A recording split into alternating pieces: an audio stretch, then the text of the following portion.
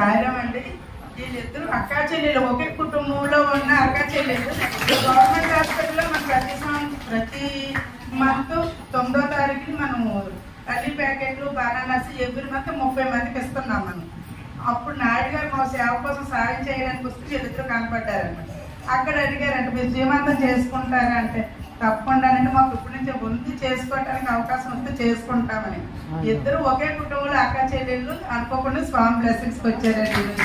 Government hospital service పని మనకు పరిచయం అయ్యారు. ఇలాంటివి చేయాలనుకున్నాం, స్వామి మనకు అవకాశం ఇచ్చారు. సరే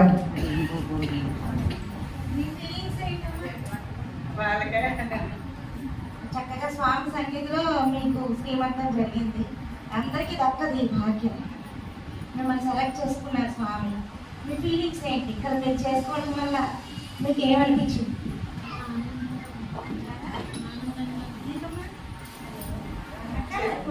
నువ్వు మాట్లాడితేనే లోపల మీ బాబు మాట్లాడు.